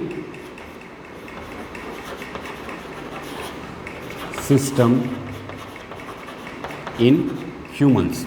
ह्यूमन के अंदर एक्सक्रीटरी सिस्टम कैसे काम करता है। तो एक्सक्रीटरी सिस्टम आप जानते हो, जैसा एक्सक्रीटरी सिस्टम की बात करें तो आपका जो किडनी होता है वो अकेला ही एक्सक्रीटरी सिस्टम नहीं है, आपकी स्किन भी क्या करती है, एक्सक्रेशन करने का काम करती है। लेकिन जो मेन ऑर्गन है आपका वो क्या होता है, किडनी होता है। तो एक्सक्रीटरी सिस्टम जो पढ़ने वाले हैं हम वो किससे रिलेटेड पढ़ेंगे, किडनी से रिलेटेड। ऐसा नहीं है कि आपके एक्सक्रेशन का काम ओनली आपकी किडनी ही करती है, इसके अलावा भी बहुत सारे ऑर्गन है, जैसे आपके स्किन हो गया, इसके आई से भी आपके बहुत सारा मतलब वाटर वगैरह निकलता है, तो वो भी एक्सक्रेशन ही एक प्रकार से। और आपके ऑयल ग्लैंड्स होती है, वो भी क्या करती है, ऑयल को सिक्रेट करती है, आपके स्किन से बाहर निकलता है, तो वो सारे भी क्या है, एक्सक्रीटरी पार्ट ही है। लेकिन जो मेन ऑर्गन आता है आपका, जो यूरिया को आपके बॉडी से बाहर निकालने का काम करता है, और अदर जो सब्सटेंस होते हैं, जो टॉक्सिक सब्सटेंस है, उनको आपके बॉडी से बाहर निकालता है और ब्लड को फिल्टर करने का काम करता है, वो होता है आपका किडनी। यानी जो हम एक्सक्रीटरी सिस्टम यहाँ पे पढ़ने वाले हैं वो किससे रिलेटेड है, आपके किडनी से रिलेटेड है।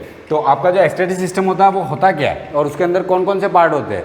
तो सबसे पहले हम बात कर ले, जैसे इट कंप्राइजेज 2 किडनीज। अब यहाँ पे ऐसा भी लिखा जा सकता है 1 पेयर किडनी, तो 2 ही हो जाएगी। तो हम सीधे यहाँ पे लिख रहे हो कि आप कंफ्यूज नहीं हो, तो सीधे लिख रहे हैं हम क्या, 2 किडनीज, यानी 1 पेयर भी कह सकते हैं इसको, या फिर सीधा 2 भी कह सकते हैं। तो इसमें क्या होगा, इट कंप्राइजेज 2 किडनी 2 यूरेटर्स। अब ये यूरेटर क्या होता है, तो ट्यूब लाइक स्ट्रक्चर होता है जो आपके किडनी से अराइज होता है। यानी आपका जो रेनल पेल्विस होता है, रेनल पेल्विस, वहाँ से जो मतलब ट्यूब लाइक स्ट्रक्चर जो बाहर की तरफ निकलता है उसको हम क्या कहते हैं, यूरेटर कहते हैं। उसके बारे में भी देखेंगे, आपको समझ में आता जाएगा धीरे धीरे।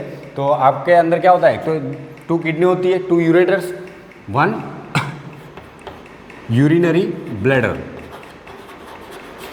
1 यूरिनरी ब्लैडर, और एक होता है आपका यूरेथ्रा, तो 1 urethra.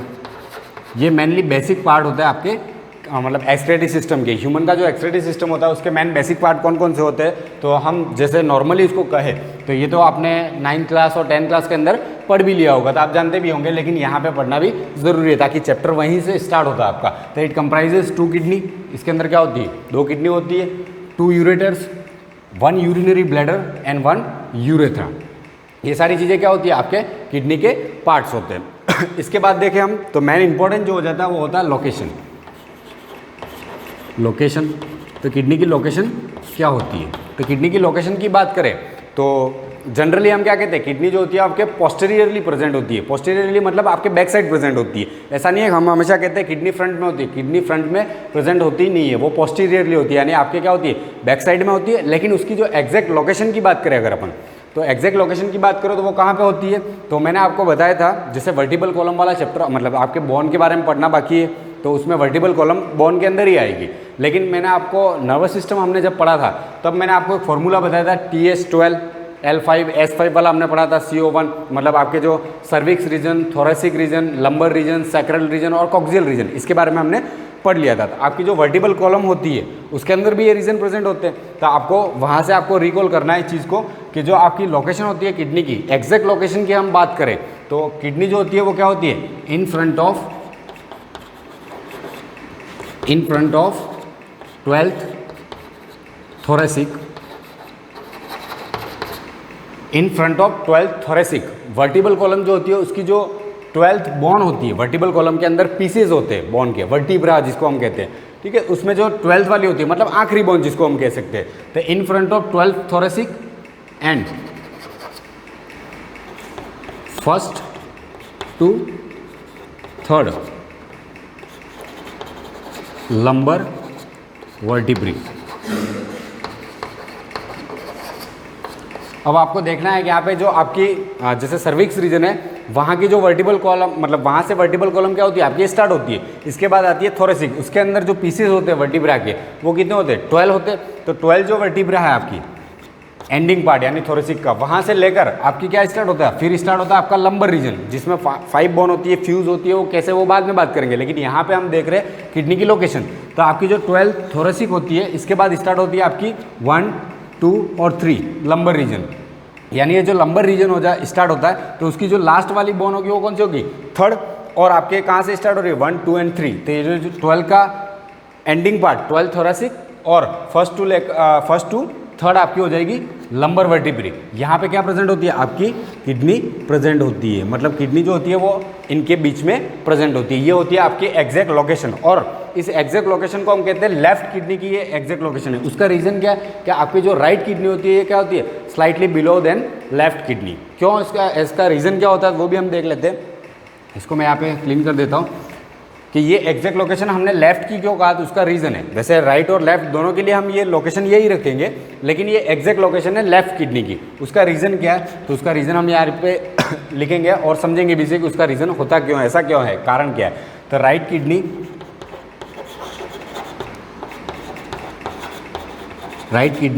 Is slightly below than left kidney.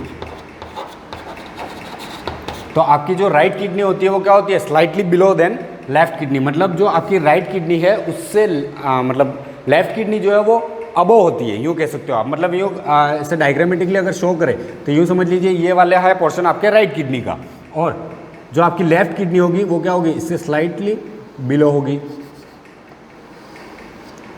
कुछ ऐसा बना हुआ रहता है, यूँ नहीं है कि हम डायग्राम बनाते हैं दोनों पास में बनाते हैं। पास में बनाने वाला ज़माना गया, क्योंकि आप 9th क्लास 10th क्लास के अंदर जब पढ़ते हो तब आप साथ में बना सकते हो। लेकिन जब आप 12th क्लास में हो तो आपको ये पता होना चाहिए कि जो राइट वाली और लेफ्ट वाली की जो मतलब लोकेशन होती है उसके अकॉर्डिंग ये क्या होती है, ऊपर नीचे होती है। और उसका रीज़न क्या ऊपर नीचे होने का वो भी हम देख लेते हैं। तो आपको रीज़न भी ध्यान रखना है कि राइट किडनी जो होती है वो लेफ्ट से बिलो क्यों होती है, मतलब उससे थोड़ी सी नीचे क्यों होती है, दोनों एग्जैक्ट पोजीशन पे क्यों नहीं होते। तो उसका रीज़न होता है कि right kidney slightly below than left kidney because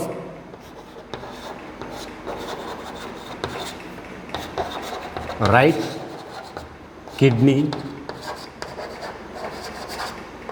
is pushed by liver. ना आप जानते भी हो, अगर आप देखो फ्रंट के अंदर तो आपका जो राइट किडनी होती है वो इस तरफ होगी और राइट किडनी जो होती है उससे जस्ट अबव क्या प्रेजेंट होता है, आपका लीवर प्रेजेंट होता है। उसके लिए जो जगह चाहिए जिसकी वजह से आपकी राइट किडनी क्या होती है, स्लाइटली बिलो होती है, क्योंकि वो लीवर की वजह से पुश्ड होती है, जिसकी वजह से वो लेफ्ट और आपकी राइट एग्जैक्ट पोजीशन पे नहीं होती है। तो ये जो आपके लोकेशन बताई गई है यहाँ पे वो क्या है, exact position of left kidney. ऐसा नहीं है कि आप लेफ्ट किडनी लिख के इसको शो करो, जब आपको लोकेशन पूछा जाए तो ये किसकी है, लेफ्ट और राइट दोनों की है, लेकिन ये एग्जैक्ट पोजीशन है आपके लेफ्ट किडनी की। राइट किडनी जो होगी वो क्या होगी, 12 थोरेसिक से थोड़ी सी और नीचे होगी।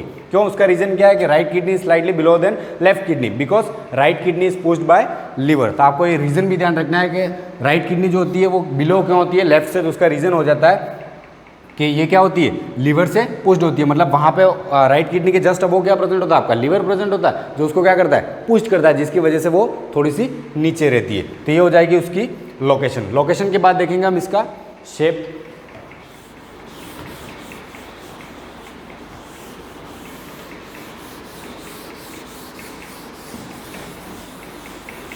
तो इसके बाद आ जाएगा आपका शेप एंड साइज। तो शेप की बात करें तो इसका शेप कैसा होता है ये भी पूछा जाता है। तो इसका जो किडनी का शेप होता है ह्यूमन की किडनी का, वो कैसा होता है, बीन शेप। कैसा होता है, बीन शेप। अभी ध्यान रखना, इसको किडनी शेप भी कह सकते हैं, लेकिन जब हम चैप्टर ही किडनी के बारे में पढ़ रहे हैं तो किडनी नहीं कहा जाएगा, और यहाँ पे क्या कहेंगे, बीन शेप। आपने बीन भी देखे होंगे, आप खाते भी हो उनको, तो उनके शेप का होता है। और बीन शेप होता है तो वो कैसा दिखेगा, मैं आपको ये भी ड्रॉ करके बता देता हूँ। तो आपने बीन देखे होंगे, बीन भी ऐसे ही दिखते हैं और किडनी भी आपकी ऐसी ही दिखती है। तो ये क्या होती है, स्लाइटली कॉन्वेक्स होती है, कॉन्केव होती है अंदर की तरफ, और ये वाला जो पोर्शन होता है उसको हम क्या कहते हैं, हाइलम। ये जो अंदर की तरफ पुश्ड होता है उस पार्ट को हम क्या कहते हैं, हाइलम कहते हैं, और ये दिखता कैसा है, बीन शेप होता है। अब इसके साइज की बात करें, ये हो गया उसका शेप। इसके साइज की बात करें तो मतलब जो साइज होती है वो होती है 5 इंच लॉन्ग। इसकी साइज़ कितनी होती है, किडनी की, मतलब पर किडनी की बात करें अपन तो क्या होती है, 5 इंच लॉन्ग। ह्यूमन के अंदर क्या होती है इसकी साइज़, तो 5 इंच लॉन्ग, मतलब 5 इंच होती है इसकी साइज़, एग्जैक्ट वो ध्यान रख लेना है। इसके बाद बात करें हम वेट की, ये जनरल कैरेक्टरिस्टिक्स है किडनी के। तो वेट की बात करें तो मेल और फीमेल के अंदर किडनी का जो वेट होता है वो क्या होता है, डिफरेंट होता है। और आपने देखा भी होगा बहुत सारे चैप्टर पहले, साइंस आपने पहले भी पढ़ी है, 6 से स्टार्ट हो जाती है आपकी साइंस। तो 6 क्लास से आप पढ़ते हुए आए तो आपको पता भी होगा कि मेल और फीमेल के अंदर स्लाइटली ऑर्गन्स के अंदर क्या होता है, वेरिएशन होता है, मतलब उनके वेट के अंदर वेरिएशन आता है, या शेप साइज के अंदर भी वेरिएशन आता है। तो उसका रीज़न क्या है, मेटाबॉलिक एक्टिविटी के ऊपर डिपेंड करता है, वो फंक्शन क्या करते हैं, उनका काम क्या है, उसके अकॉर्डिंग उनकी बॉडी का जो होता है वो स्ट्रक्चर बना हुआ रहता है। तो वेट की बात करें तो जो मेल के अंदर इसका वेट होता है 120 ग्राम टू 170 ग्राम। किसके अंदर होता है ये, मेल के अंदर। इसको लिख देता हूँ यहाँ पे, मेल। और जो आपकी फीमेल होती है, फीमेल के अंदर इसका वेट कितना होता है, इसका वेट होता है फीमेल के अंदर 120 ग्राम टू 140 ग्राम। तो ये क्या होता है, इसका वेट स्लाइटली लोअर होता है किससे, कंपेरिजन टू मेल। तो ये हो जाएगा आपका फीमेल।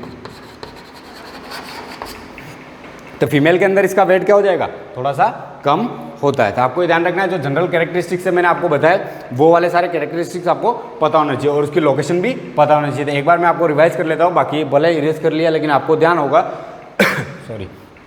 तो किडनी जो होती है उसके अंदर कौन कौन से पार्ट होते हैं, तो उसके अंदर पार्ट होते हैं जैसे 1 पेयर किडनी को या 2 किडनी को एक ही बात होती है। तो जैसे आप किताब के अंदर पढ़ो और वहाँ पे लिखा हो 1 पेयर ऑफ किडनी, आप समझो कि सर ने 2 लिखवाया था, ऐसा नहीं है। 1 पेयर का मतलब 2 ही होता है। तो हमने क्या लिखा था कि जो ह्यूमन के अंदर एक्सक्रीटरी सिस्टम होता है उसके अंदर क्या होता है, it comprises 2 kidney, 2 ureter, 1 urinary bladder and 1 urethra. ये पार्ट्स होते हैं आपके किसके, किडनी के, मतलब एक्सक्रीटरी सिस्टम के पार्ट होते हैं। इसके बाद हमने देखा कि इसकी जो लोकेशन होती है वो क्या होती है, थोड़ा सा नया है आपके लिए, उसके लिए पर आपको ध्यान रखना है कि लोकेशन क्या होती है, आपको धीरे धीरे ऑटोमेटिकली याद हो जाएगी। जब आप बोन पढ़ोगे, जब आप नर्वस सिस्टम वाला चैप्टर पढ़ के आए हो, तो आपको थोड़ा सा तो हल्का फुल्का नॉलेज है, थोरेसिक क्या होता है, लंबर क्या होता है, वो मैंने आपको बता दिया। लेकिन जब आप बोन पढ़ोगे तो आपको क्लियर हो जाएगा, तो ये चीज़ें आपको याद हो जाएगी, रटने की जरूरत होती नहीं है। तो जो लोकेशन की हमने बात की थी, तो लोकेशन क्या होती है किडनी की, तो 12 in front of 12 thoracic and 1st to 3rd lumbar vertebrae, वहाँ पे क्या प्रेजेंट होती है, आपके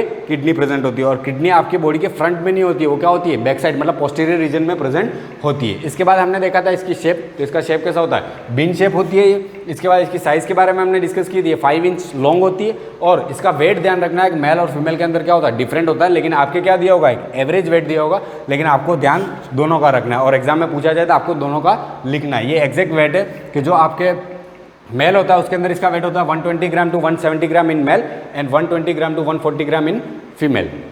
ठीक है, ये क्लियर हो गया होगा आपको। अब हमने जो उसके पार्ट्स देखे थे, जैसे 2 किडनी होती है आपके, 2 यूरेटर होते हैं, 1 यूरिनरी ब्लैडर होता है और 1 यूरेथ्रा होता है, तो वो कैसे अरेंज होता है। और हमने बात भी की थी लोकेशन में, तो हमने कहा था कि जो आपकी राइट किडनी होती है वो स्लाइटली बिलो होती है देन लेफ्ट किडनी। तो ऐसा क्यों है, और मतलब ऐसा क्यों, तो रीज़न मैंने आपको बताया था कि उसके जस्ट अबो क्या प्रेजेंट होता है, राइट किडनी में लीवर प्रेजेंट होता है, जिसकी वजह से वो उसको पुश करता है। तो जगह मिलने की वजह से वो क्या होता है, जगह इतनी ज़्यादा होती नहीं है वहाँ पे, जिसकी वजह से वो थोड़ी सी नीचे होती है than comparison to left kidney. तो वो डायग्राम हम यहाँ पे शो कर लेते हैं। तो इसका जो जनरल डायग्राम बनेगा, आप जो हमेशा आप देखते हो, वो डायग्राम कुछ ऐसा होता है कि यहाँ पे हो जाएगी आपकी राइट किडनी। अब यहाँ पे ध्यान रखना है कि जो हम किडनी का डायग्राम शो कर रहे हैं, तो जैसे मैं फ्रंट में खड़ा हूँ तो मेरा राइट कौन सा होगा, ये वाला, और ये होगा लेफ्ट। लेकिन अगर यहाँ पे बात करूँ मैं, तो यहाँ पे क्या हो जाएगा, ये वाला राइट होगा और ये वाला लेफ्ट होगा। तो ऐसा नहीं पढ़ना है आपको, फ्रंट में ही देखना है। ये वाला हमेशा क्या रहेगा, अपना राइट रहेगा, और ये वाला हमारे क्या रहेगा, लेफ्ट किडनी वाला पार्ट रहेगा। तो इसलिए आपको ध्यान होना चाहिए, कंफ्यूज नहीं होना है कि यहाँ पे लिखते समय आप यहाँ पे राइट लिखो और यहाँ पे लेफ्ट लिखो। हम हमेशा एक साइड ही पढ़ेंगे, यूँ समझ लो। तो ये वाला पोर्शन हम मानेंगे राइट और ये वाला लेंगे हमारा लेफ्ट, क्योंकि होता ही ऐसा है, फ्रंट में हम देख रहे हैं। तो जैसे ये वाला पोर्शन हो जाएगा आपका राइट और ये वाला हो जाएगा आपका लेफ्ट। तो जैसे किडनी को हम शो करें डायग्रामेटिकली, तो किडनी कुछ ऐसी बनी हुई रहती है आपके, ये कॉन्केव पार्ट होता है यहाँ पे कॉन्वेक्स की तरफ, और ये कैसा होता है, बिन शेप होता है। और हमने कहा कि ये वाला पोर्शन कौन सा आपका, तो ये है आपकी राइट किडनी। ये वाली कौन सी किडनी, राइट किडनी। तो ये हो जाएगी राइट किडनी। कंफ्यूज नहीं होना है यहाँ पे, राइट कौन सा और लेफ्ट कौन सा, वो मैंने आपको क्लियर कर दिया है यहाँ पे। और हमने बात की थी कि राइट किडनी जो होती है वो क्या होती है, लेफ्ट से स्लाइटली बिलो होती है। तो हम शो भी ऐसे ही करेंगे डायग्राम बनाते समय।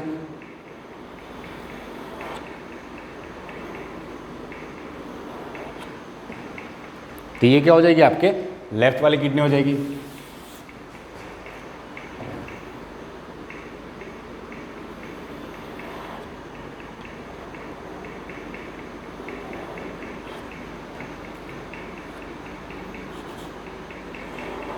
साइज भी इसकी क्या होती है, एक जैसी ही होती है। ऐसा नहीं होगा ऊपर नीचे बनाए, डायग्राम तो हो सकता है थोड़ा बहुत ऊपर नीचे हो जाए। तो ये हो जाएगी राइट किडनी और ये हो जाएगी आपके लेफ्ट वाली। तो ये है लेफ्ट किडनी। इसके बाद इससे क्या राइज होगा, ये तो होगी 2 किडनी, यानी हमने लिखा था इट कंप्राइजेस 2 किडनीज, यानी 1 पेयर ऑफ किडनी। अब यहाँ से जो अराइज होता है, मतलब इसका जो हाइलम वाला पार्ट है, इस वाले पोर्शन को हमने शो किया यहाँ पे, इसको क्या कहते हैं, हाइलम कहते हैं। इस रीजन को कहते हैं, इस कर्वेचर की वजह से इसको क्या कहा जाता है, हाइलम कहा जाता है। लेकिन ये कोई ऑर्गन वाला पार्ट है, उसका ऐसा नहीं है, उस स्ट्रक्चर की वजह से उसको क्या कहते हैं, हाइलम कहते हैं। और वहीं से अराइज होती है आपके क्या, आपके अराइज होती है यूरेटर। तो यहाँ से क्या अराइज होगी, आपके यूरेटर, जो स्लाइटली पहले क्या होती है, ब्रॉड शेप होता है, और फिर बाद में जाके ये नैरो हो जाती है। फिर बाद में जाके क्या हो जाएगी, नैरो हो जाएगी।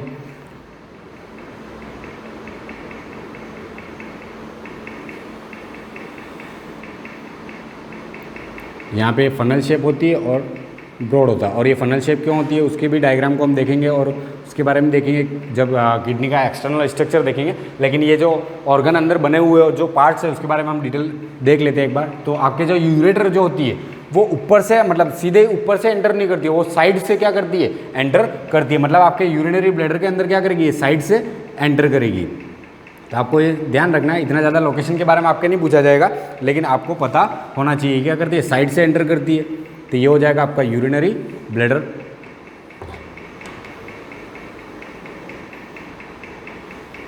ये वाला जो पोर्शन है वो आपका क्या होगा, यूरिनरी ब्लैडर। और यहाँ पे क्या प्रेजेंट होगा, एक ट्यूब लाइक स्ट्रक्चर अराइज होगा, जिसको हम क्या कहते हैं, यूरेथ्रा, जिसको हम कहते हैं यूरेथ्रा। तो ये हो जाएगी आपके यूरेटर।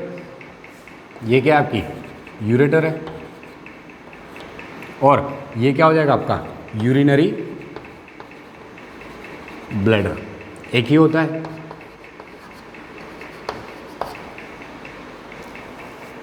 ये जो यूरेटर होती है वो क्या होती है, उसके अंदर 3 लेयर्स प्रेजेंट होती है। क्या प्रेजेंट होती है, ये 3 लेयर ट्यूब होती है। तो इसके अंदर कितनी लेयर होती है, 3 लेयर। अब ये 3 लेयर होती कौन कौन सी है, तो आपको ध्यान रखना है, अपन इनर से आउटर पढ़ते हैं। तो इसके अंदर जो होती है वो 3 लेयर कौन सी होती है, एक तो होता है ट्रांजिशनल एपिथेलियम,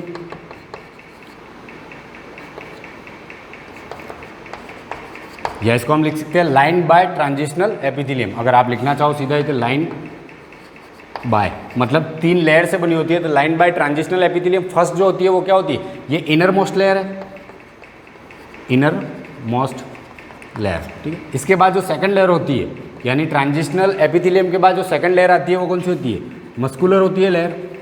तो मिडिल लेयर हो जाएगी आपके मस्कुलर, और लास्ट वाली जो लेयर होती है मस्कुलर के बाद, यानी आउटर मोस्ट जो लेयर होती है यूरेटर की, वो होती है फाइब्रस। वो कैसी होती है, फाइब्रस होती है। तो ये हो जाएगी आउटर मोस्ट लेयर।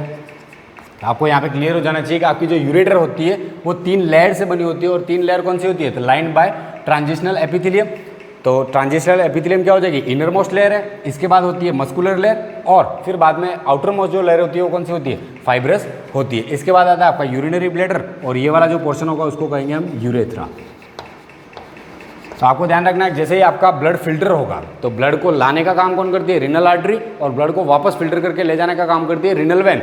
तो ये हम जब मैकेनिज्म पढ़ेंगे तब देखेंगे, लेकिन एक जनरल यहाँ पे मैं आइडिया देता हूँ। जैसे ही आपके रिनल आर्टरी से ब्लड आता है, फिल्टर होने के बाद जैसे ही बाहर निकलता है, और उससे जो वेस्ट जो होता है वो कहाँ पे जाएगा, आपके यूरेटर के अंदर आएगा, और यूरेटर से पास होता हुआ वो कहाँ पे जाएगा, आपके यूरिनरी ब्लैडर के अंदर क्या होता है, इकट्ठा होता है, और पेरिस्टाल्टिक मूवमेंट की वजह से वो यूरेथ्रा से आपके पेनिस के थ्रू या फिर वजाना के थ्रू, जो भी आपके ऑर्गन्स है उनके थ्रू क्या हो जाता है, आपके जो यूरिनल ऑफिस होते हैं उनसे बाहर एक्सक्रेट कर देते हैं हम।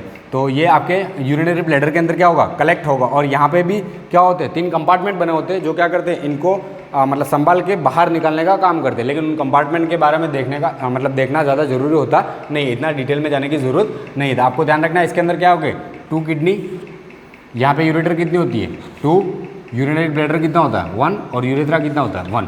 तो ये कुछ स्ट्रक्चर ऐसा बना हुआ रहता है। और आपके यूरेटर के बारे में भी आपने ध्यान रखना है कि इसके अंदर 3 लेयर होती है, लाइन बाय ट्रांजिशनल एपिथेलियम, फिर मिडल हो जाएगी मस्कुलर, और आउटर मोस्ट जो होती है वो कौन सी लेयर होती है, फाइब्रस होती है। आपको ये भी पता होना जरूरी है। तो ये हो गया आपके एक्सक्रीटरी सिस्टम से जो भी जनरल इंट्रोडक्शन था वो, इसके बाद जो है वो हम नेक्स्ट क्लास में डिस्कस करेंगे। Thank you.